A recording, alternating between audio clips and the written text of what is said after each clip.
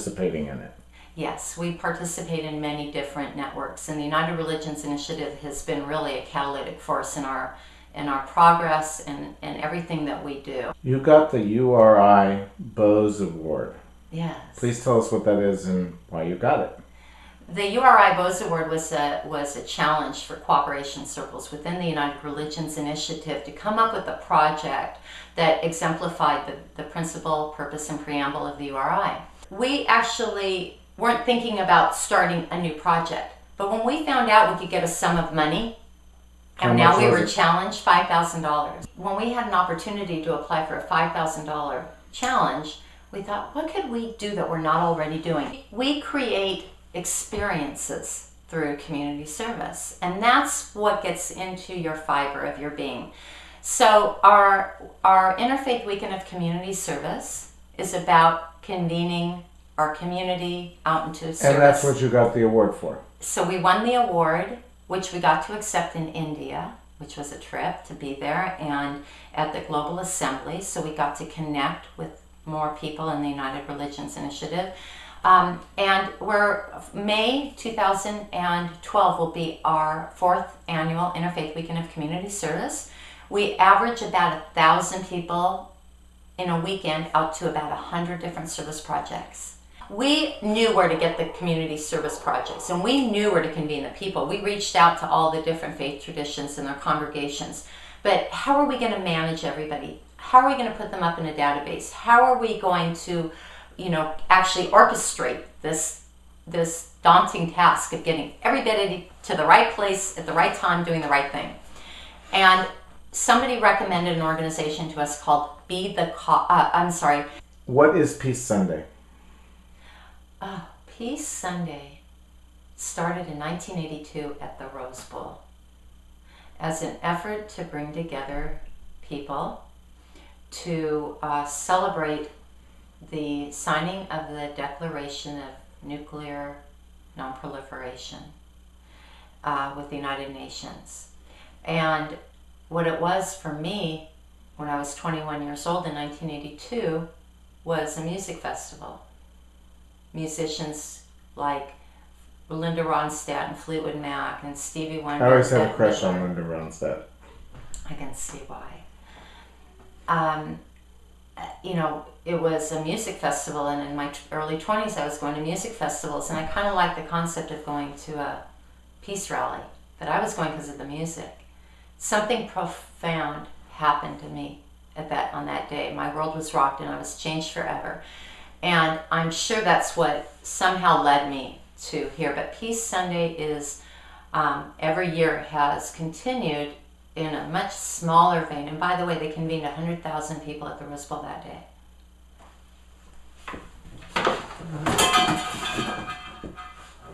This is a picture from the the next day. I was sitting right there. At any rate, so the Peace Sunday comes together, and they're all about anti-war stuff.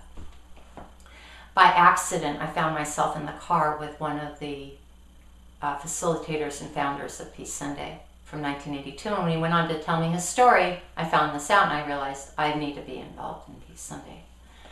And so he asked me, well, we're going to be doing another major event. We're going to fill out the Hollywood Bowl in 2015 to commemorate the 70th anniversary of the United Nations.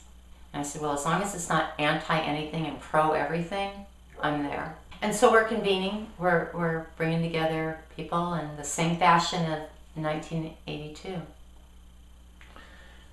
And why is 2015 so important? It is, for two reasons it's important. 2015 is not only the 70th anniversary of the United Nations, but it is also the maturity date of the Millennium Development Goals of the United Nations, which are goals such as justice for women, clean water, ending HIV and poverty, or having HIV and universal poverty. Primary education. Universal primary education. 8 Millennium Development Goals, and they are due on 2015. We're not as close as we need to be.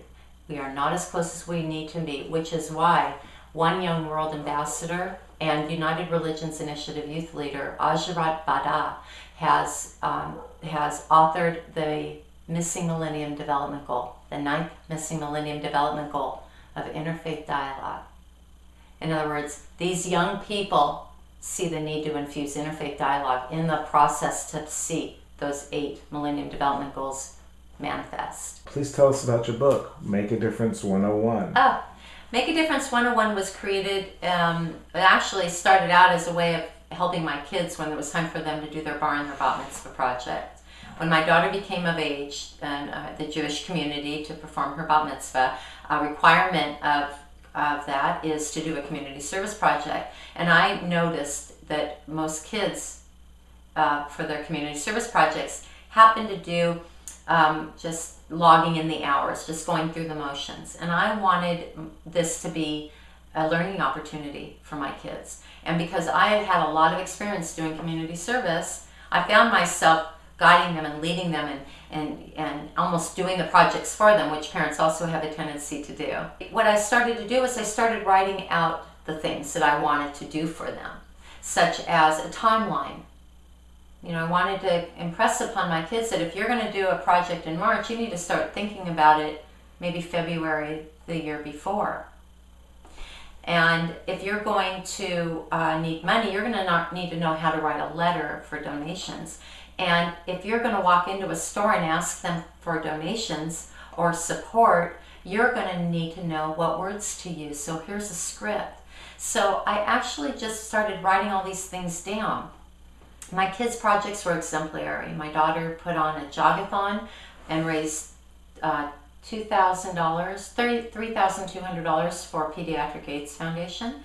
My son put on a basketball tournament and raised more than $7,000 for Children's Hospital of Orange County, pediatric research.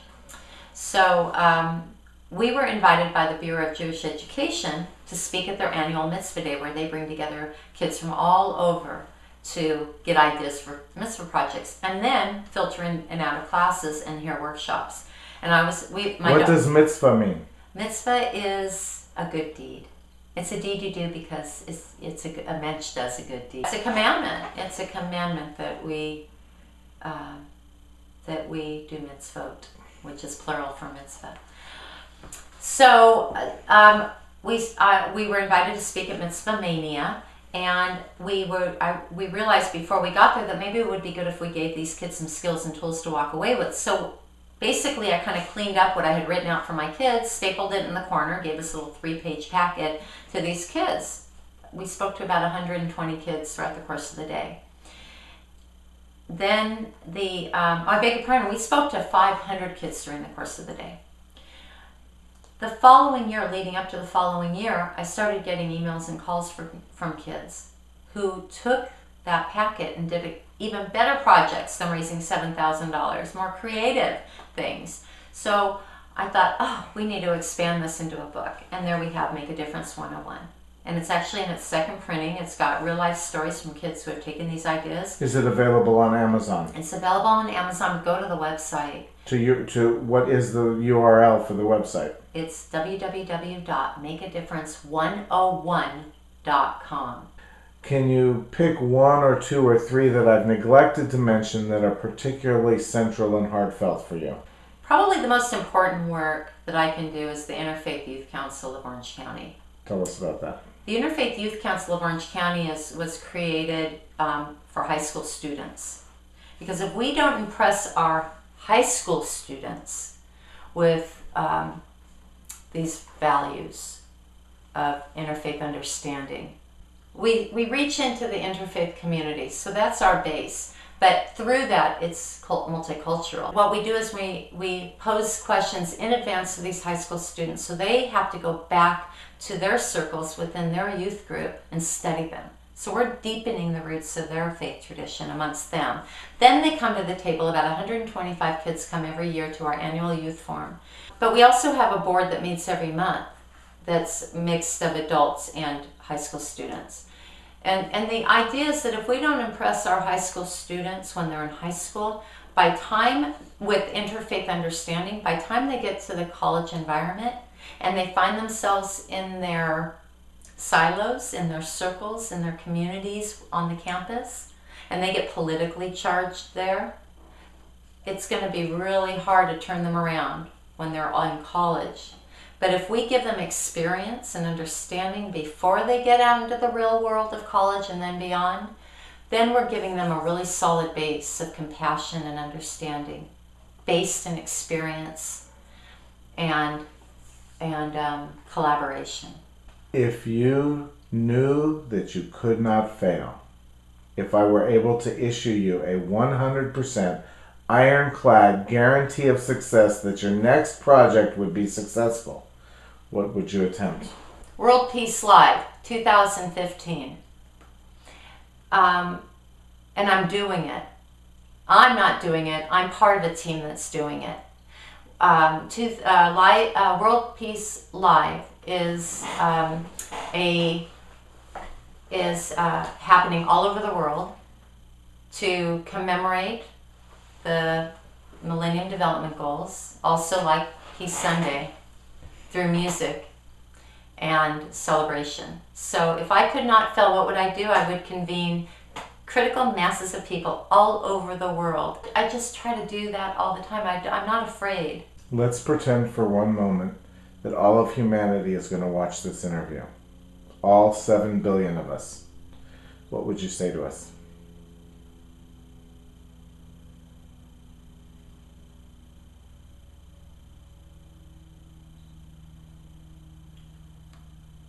Honor yourself. Honor Earth. And love your neighbor as you love yourself. Do unto others as you would have them do unto you. Let's pretend for a moment that I could give you any superpower. Either one that you've heard of, No, I know what it is. or one that you make up on the spot. Oh. Which would you request? To fly. To fly. Why? I would love to just fly. I would love to see the world from way up high. And what a freeing, to be able to free and soar above it all. Yeah. What's your favorite movie? My favorite movie is The Big Chill. Why? I just, people coming together being real. Who are your heroes?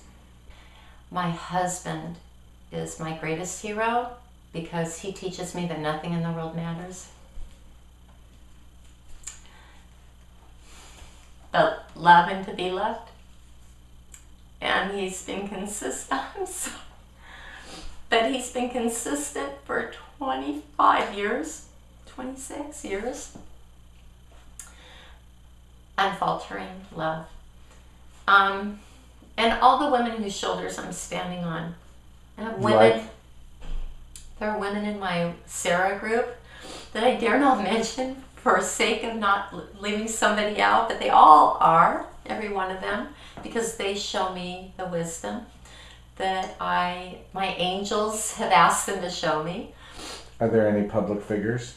Angelina Jolie has always struck me, let's face it, she's always done and said what she thinks. And her life was going this certain pattern and kind of, she I don't want to say she turned it around because I would say that way was wrong, but she changed directions for the betterment of children all over the world. And to me, that's a hero. Please tell us a little bit about I Am Jerusalem. I Am Jerusalem is the vision of Valentina Khan, who is this extraordinary young woman who is Muslim, and she and her Christian friends since second grade, she and her Muslim friends since 7th grade couldn't understand what all the tension was between the religions, and they've been talking about this for years. And they said, well, why don't we put a visual image out there, one that demonstrates that we all are just one. We all want the same thing. And they realized at that time that there was something missing from their group, and they needed a third. They needed to complete the Abrahamic faiths of Jewish, Christian, and Muslim. So they invited me to participate in their organization, which I am so blessed to be and honored to have been invited to do. And I Am Jerusalem is an image. It's the image of a olive tree. And in the branches of the olive tree are all the symbols of our faith traditions. And in the roots coming down, which spell out I Am Jerusalem, and dangling off them more Star of Davids and crosses and crescent moon. So in this image we can celebrate the diversity of our branches while honoring the commonality of our roots. So the idea is to put this on t-shirts and candles and stationery and just get that image out there. Everyday folks seeing this image. Because language and what we experience on a daily basis is so important. Why is Jerusalem a symbol of the interfaith between these three religions? Jerusalem is a symbol between these three religions for the obvious reasons, because that is all of our homeland. It's what we all call our homeland. It's all where the greatest tension in the world is as well. And it's what needs the greatest healing. Thank you so much for taking the time to meet with me. I really appreciate your energy, and I hope that God continues to bless your efforts. Thank you for what you're doing. And thank you for stepping forward.